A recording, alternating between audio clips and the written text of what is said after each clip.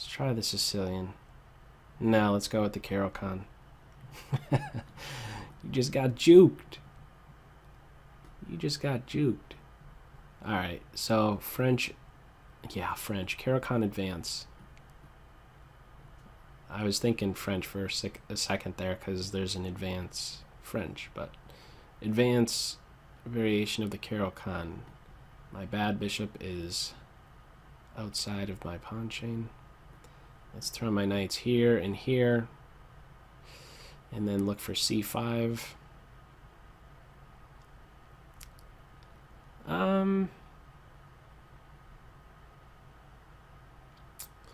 Back up or play knight here? If I back up, why would I want to do that? To recapture with my knight? To recapture with my pawn? Let's back up. If he takes my bishop, I'm going to get the A file, or the H file.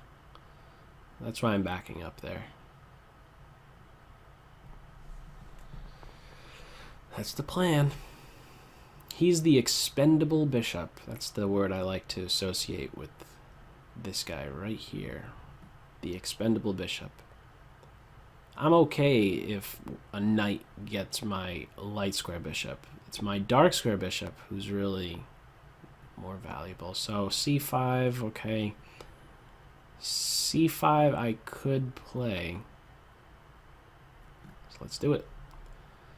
I need to make sure I could meet knight here with knight here and cover d6. This is very important, as otherwise knight d6 absolutely kills me. After pawn takes, I have this move knight c6 where I'm hitting c5 twice and e5 twice, and you can only defend one. So this is the way to go. Gotta play knight here. Just in the nick of time, my bishop needs to be here to defend. He's there to defend, and it's a free knight. Or is he? Does he come out with the cost? He does come with the cost. Yes, he does. I wonder if my opponent even saw that. He moved c3 very quickly. So queen takes knight, knight check, king here, and maybe king here, and then king here. Maybe my king could hunt that knight right down. The other consideration is to play first pawn here, but you can be sure that after this, we'll have first knight takes bishop, pawn takes, and then the knight will run away here or drop into d6. So let's stay focused here. Let's go with what? Let's go with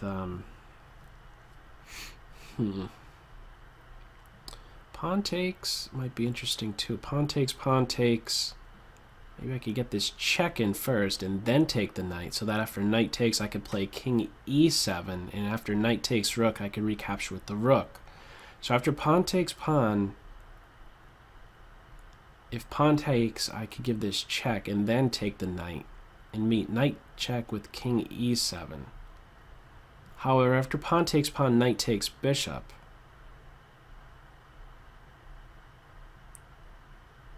Pawn takes bishop.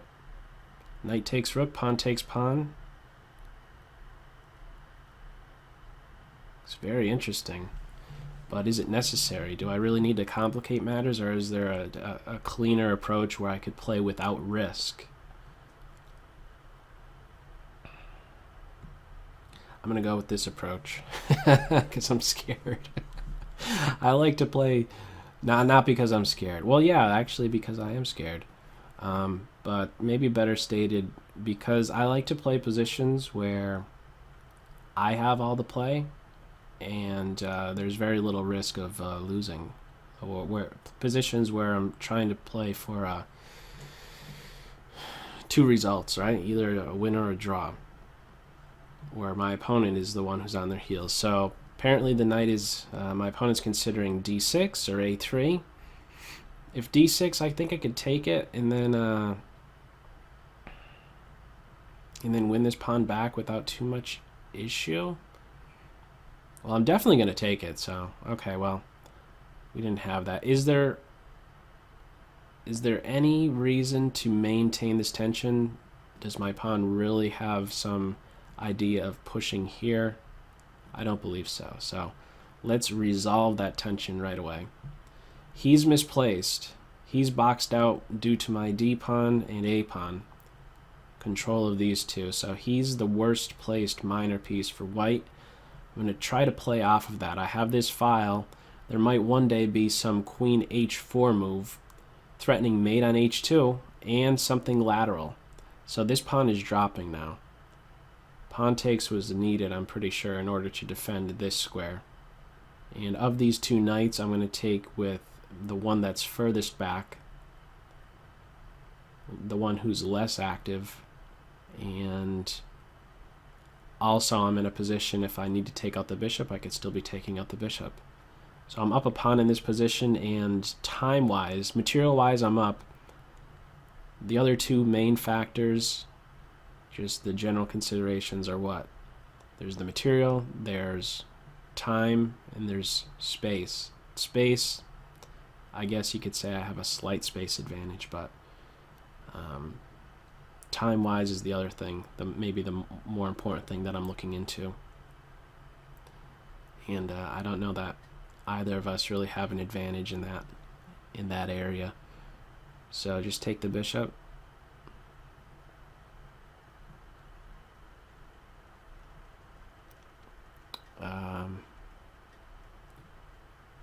Yeah, let's just take the bishop. Let's see how white recaptures. If you take with the pawn, I could throw in this check, and then white will have to go uncastled. Taking with the queen hits my knight, but I had planned really just to come back here to a classic square counter-attacking move, and I think that this is good. I did consider also bishop d6, but I didn't like this idea of playing f4, and then when my knight moves, I'd be dropping g7, so just a counterattacking move. Bishop here, queen here, something focusing on this h2 square. This rook is active. Queen here is my first thought. I don't know that she has really a better square. Maybe she does. Let me get my bishop developed, and maybe I could take the knight. Not needed, really. Under a minute. Bishop d6, can't castle. I'm on h2, and this is going to be game over. This is leading to mate very soon. With bishop here. Let's check. I'm doing this so that there's eventually not a queen move right here. Yeah, that was just missed. That h2 square. The Bill Gates square, right? That's the maybe that's the Bill Gates square from now on. Right? The Bill Gates square? 2 million people know what I'm talking about. Alright. Good game, Jan Pi. How this would have followed is there's some blocks you could be throwing in, but after a king here, there's the forced mate of rook check, king takes, queen h4 to h2. So let's back up. Something went wrong. Let's flip the board here. Caro, Kann, advance. This is awkward. This is, I didn't say it during the game, but knight c3 is not a good square for the knight.